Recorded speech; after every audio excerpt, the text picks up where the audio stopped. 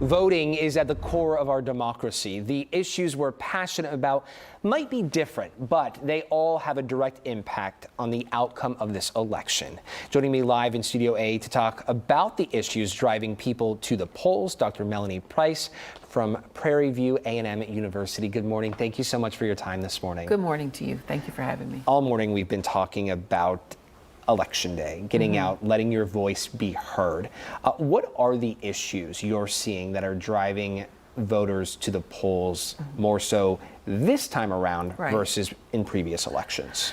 I think the candidates, if you ask them, they would say that the issues are reproductive freedoms and immigration. Those are the things. But I think if you talk to the man on the street, if you talk to the woman on the street, what you'll see is they're really interested in bread and butter issues. Why are groceries so high? Why do eggs cost so much? Expensive? Why is fuel so expensive? Yeah. Why is it that the dollar that I made a couple years ago isn't going as far? And so I think you'll see people asking sort of several questions as they go to the polls about what is important to them. But for a lot of people, it's going to be the pocketbook. What about social issues? Are they a big play, a big factor in this election? Sure. I mean, we are somehow back in the culture wars that we talked about of the 1980s and 90s, where we're trying to figure out not just where our country goes politically, but where our country goes morally. And I think you'll see that lots of people are lining up around issues, especially related to reproductive justice. You find that gender is on the ballot in all kinds of ways,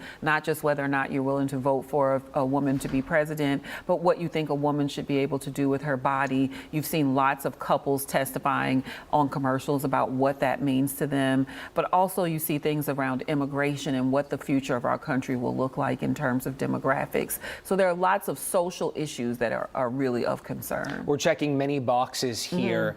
Are there any key groups of voters especially motivated when we're talking about these issues? Right. I think for if you ask the Democrats, they'll say it's women, and those are the people that they're really trying to get to, is women and partners of women who have experienced questions around reproductive rights. But ultimately, I think they're trying to get every voter out. And so what you'll see now is much more targeted campaigning, where they'll do a Joe Rogan podcast or a Shannon Sharp podcast, because they're trying to get at many sort of micro sections of the population as they can. They can't leave any vote behind, because there's such a fear that this is going to be such a close race. Such a consequential race that is also going to come down to the wire. All morning we've been talking about these key issues playing a major role in more so the national election. We also have some big local races to talk about. What are the issues here locally? I think locally, the future of the schools is a big a big issue. What's going to happen with education? People are concerned now that the state has taken over the education system. What is that going to mean? And so, of course, this bond is a big question. I think also we have a lot of new judges who are on the ballot.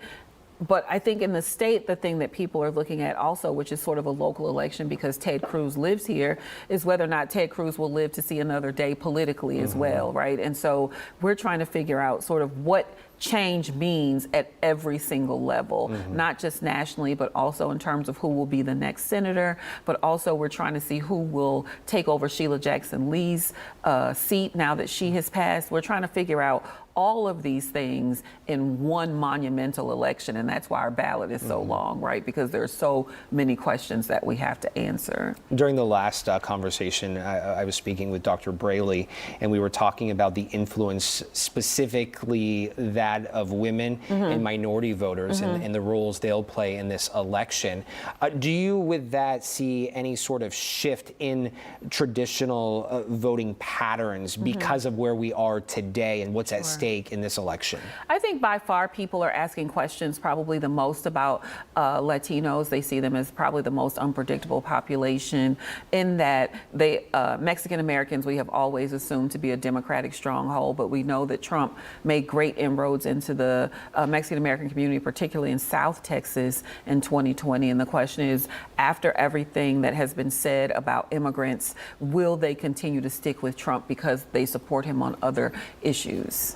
Yeah, it's certainly going to be fascinating to see if those bridges built 4 years ago are still intact, will stand. Certainly a question many of us are asking this morning.